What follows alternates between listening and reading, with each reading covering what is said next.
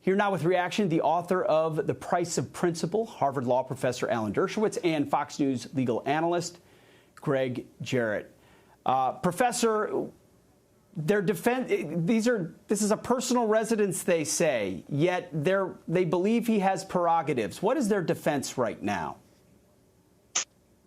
Well, I think ultimately the defense is going to be carelessness, sloppiness, no malevolence. Other presidents have done it. Whataboutism?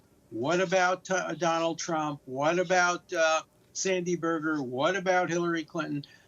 We're gonna see a lot of comparisons, and in the end, we have two special prosecutors. They were appointed because if you're going to appoint one against somebody who's running for president, you should appoint another one for the other person who's running for president. Neither will recommend prosecution. If either of them does, Garland will overrule them, and there will be no prosecution.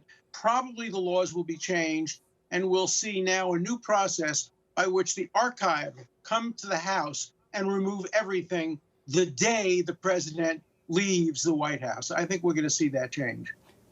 So, Professor, you say it's going to be pretty much nothing followed by a change in the process with no repercussions for Biden?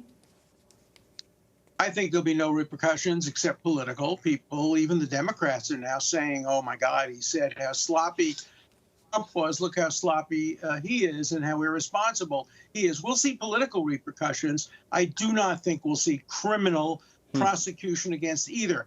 If there was ever a chance that Donald Trump would have been prosecuted for what he did, that opportunity has disappeared as the result of this kind of tit-for-tat politics, where everything has to be equal and whatever is good for one has to be good for the other. It's only equal when they're caught with their hand in the cookie jar the second time, and then it's time to be equal for everybody. Gregg Jarrett, you had a great op-ed at foxnews.com saying Biden is at greater risk of criminal jeopardy than Trump in classified document scandal. Why do you believe that? Well, with every new discovery of classified documents at different locations, the case becomes stronger for criminal charges against Joe Biden. And every time he and his defense team offer a defense, they only incriminate themselves. For example, they're now saying, well, at Biden's residence, it was personal. That underscores the fact it's an unauthorized location under the law. Their other defense has been, well, it's inadvertent.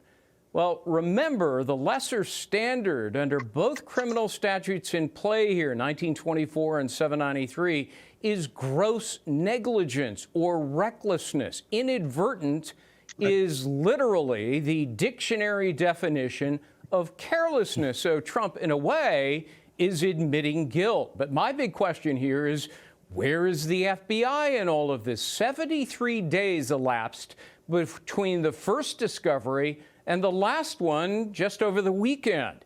Where was the FBI? Their first duty is to control a potential crime scene, to secure it, to seize and collect the evidence. Their second duty is to seek out other venues. But they haven't done that. Instead, they have allowed free will of Biden's lawyers to go through documents and secure them and pick them out and hand them over. Think about that. I mean, the duty of Biden's lawyers is to protect their client. Wait a minute. Their duty is to protect their client, not to gather evidence for the government against their client. That is a monumental conflict of interest. Merrick Garland and Christopher Wray don't seem to give a damn. Well, what about the doctrine that a sitting president cannot be prosecuted? That seems to be what was pushed very hard by the Republicans when there was talk about prosecuting Trump. How can they now turn it around? How can you now say that a sitting president can be prosecuted when the Justice Department has a rule? The Constitution seems to suggest that a sitting president can't be prosecuted. So how would that happen? Well, you can simply wait till he leaves office and hold the indictment in abeyance. The other part of this is, Trump had the unfettered discretion and authority to declassify. The vice president doesn't have that. Yes, I know the New York Times and CNN have cited an Obama executive order giving the authority to Biden. That was null and void the moment Obama signed it because, as you know, Professor, a president cannot unilaterally modify or alter or expand a constitutionally given power. And so, no, Joe Biden didn't have the ability to declassify, which is exactly why he's not asserting that defense, but rather inadvertence. But there is Professor, Trump, real quick, is part of what I heard. Is part of what I heard from you that it's just because it's Joe Biden, he was a vice president, and as a when I was an infantryman, if I brought one piece of classified information home or out of a classified area, the law is ironclad. Is part of what you're saying it's just because of his position? Well, that's what should be reviewed. Every single case of a person who lost their classification, who lost their jobs as the result of comparable conduct should be reviewed, and their classification should be restored. You can't have one rule for a president and another rule for an Army officer. It has to be the same rule. But as to the issue of Trump having declassified, that becomes an evidentiary issue. Did he actually declassify specifically while he was president? Of course, Biden can now declassify, and that might contribute to transparency. Why doesn't he declassify the Ukrainian information so we could know for certain that it didn't bear on his son or on any other issue relating to Ukraine? The president can now declassify, and I think he should, consistent with national security.